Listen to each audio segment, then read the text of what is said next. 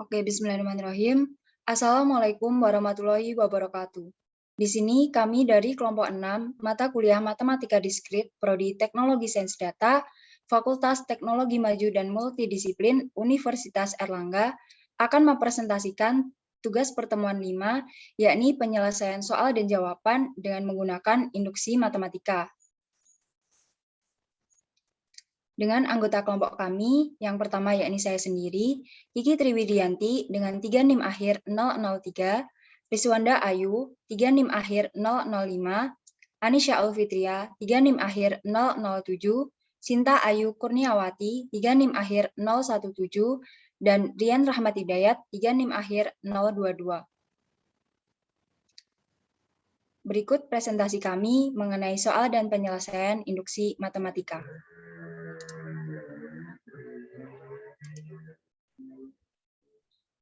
Untuk tiap n lebih dari sama dengan 3, jumlah sudut di dalam sebuah poligon dengan n sisi adalah 180 n-2 derajat. Buktikan pernyataan ini dengan induksi matematik. Next.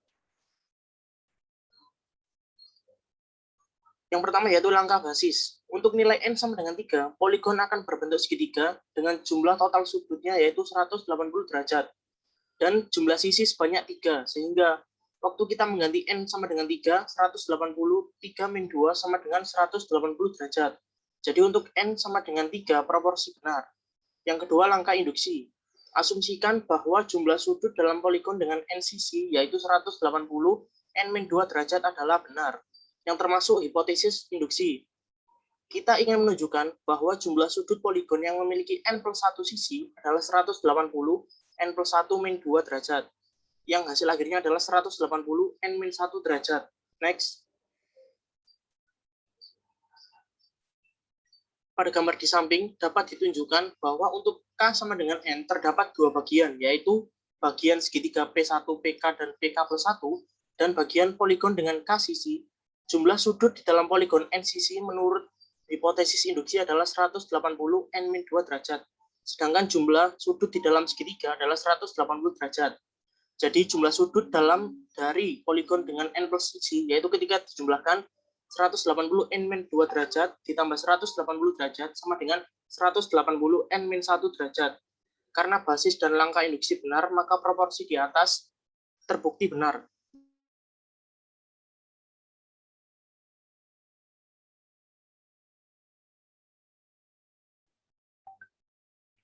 Nomor 2, yaitu di kantor pos tersedia perangko 3 sen dan 5 sen.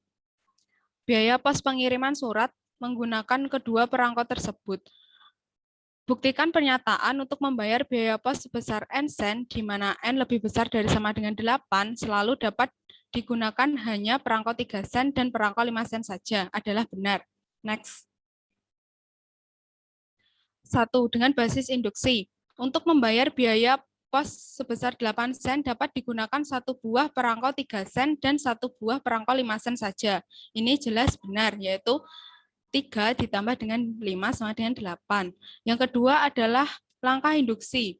Andaikan PN benar, kita harus menunjukkan bahwa PN plus 1 juga benar. Ada dua kemungkinan yang perlu diperiksa, yaitu kemungkinan pertama, misalkan kita membayar biaya pos sebesar senilai n sen dengan sedikitnya satu perangko 5 sen dengan mengganti satu buah perangko senilai 5 sen dengan dua buah perangko 3 sen, maka diperoleh susunan perangko senilai n plus 1 rupiah atau sen.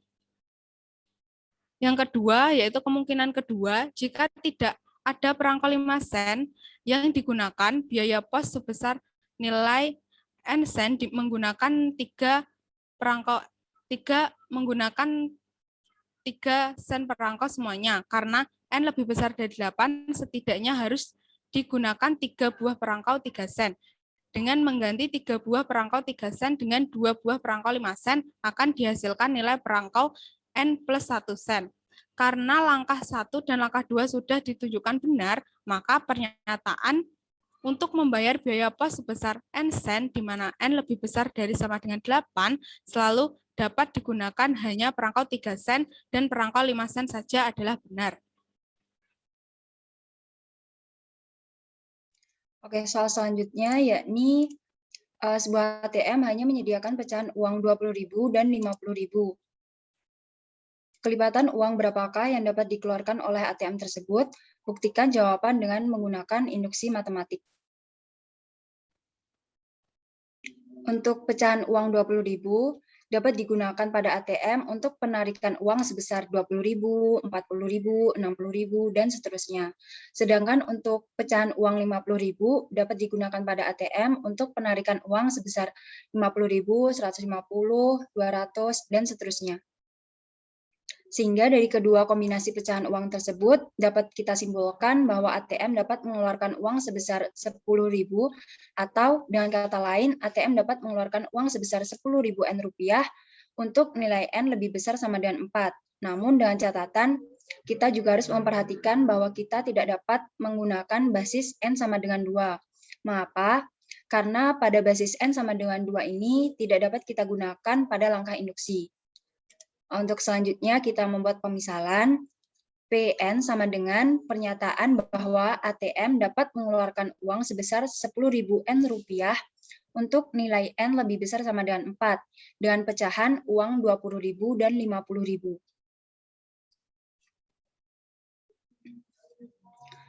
Di sini kita akan membuktikan PN dengan menggunakan induksi matematika. Langkah pertama yakni basis induksi, nilai P N-nya sama dengan 4, memenuhi atau benar. Mengapa? Karena memang benar pernyataan bahwa ATM dapat mengeluarkan uang sebesar 40.000 dengan pecahan uang 20.000 sebanyak 2 lembar.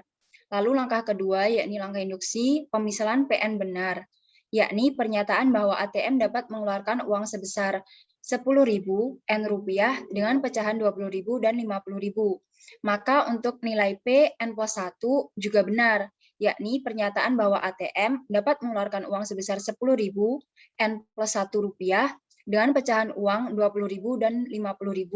Sehingga dari sini terdapat dua kemungkinan yang harus dipastikan. Yang pertama, untuk uang sebesar 10.000 N rupiah, ATM akan mengeluarkan minimal satu buah pecahan uang 50.000. Maka untuk mengganti satu pecahan uang 50.000 tersebut menggunakan 3 buah pecahan sebesar 20.000. Jadi ATM dapat mengeluarkan uang sebesar 10.000 N plus 1 rupiah.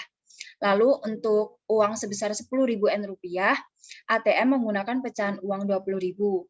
Karena nilai N lebih besar sama dengan 4, maka paling sedikit digunakan 2 lembar pecahan uang 20.000.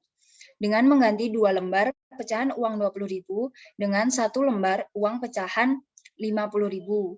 Jadi dapat disimpulkan bahwa ATM dapat mengeluarkan uang sebesar 10.000 N plus 1 rupiah. Karena basis dan langkah induksi, yakni langkah 1 dan langkah 2 ini terpenuhi, maka kita dapat menyimpulkan bahwa ATM dapat mengeluarkan uang sebesar 10.000 N rupiah untuk nilai N-nya ini lebih besar sama dengan 4 dengan pecahan uang 20.000 dan 50.000. Kemudian untuk soal berikutnya yaitu buktikan dengan induksi matematika bahwa N pangkat 5 min N habis dibagi 5 untuk N bilangan positif. Yang langkah pertama yaitu basis induksi, P1 benar, karena 1 pangkat 5 min 1 sama dengan 0. Karena 0 habis dibagi 5, maka pernyataan bernilai benar. Dan asumsikan N pangkat 5 min N habis dibagi 5 untuk setiap N lebih dari sama dengan 1. Langkah kedua yaitu langkah induksi N plus 1. Bilangan bulat positif akan dibuktikan untuk N plus 1. Yaitu dengan N plus 1 pangkat 5 min N plus 1 sama dengan N pangkat 5 plus 5N pangkat 4 plus 10N pangkat 3 plus 10N pangkat 2 plus 5N plus 1 min N plus 1. Kemudian dapat disederhanakan menjadi N pangkat 5 min N plus 5N pangkat 4 plus 2N pangkat 3 plus 2N pangkat 2 plus N. Jadi dari langkah 2 dapat diasumsikan di awal bahwa n pangkat 5 min n habis dibagi 5 untuk setiap n bilangan bulat positif.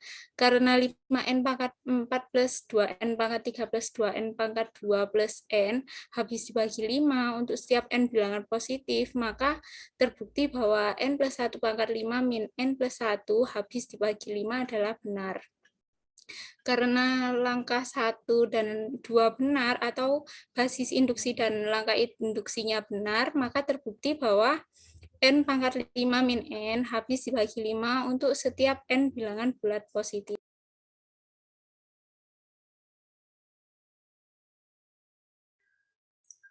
Selanjutnya nomor 6, yaitu di dalam sebuah pesta, setiap tamu berjabat tangan dengan tamu lainnya hanya sekali saja. Buktikan dengan induksi matematik bahwa jika ada n orang tamu, maka jumlah jabat tangan yang terjadi adalah n kali n-1 per 2. Next. Langkah pertama yaitu basis induksi sama dengan P1 benar. Karena untuk n sama dengan 1 orang tamu, artinya tidak ada orang yang berjabat tangan yang terjadi.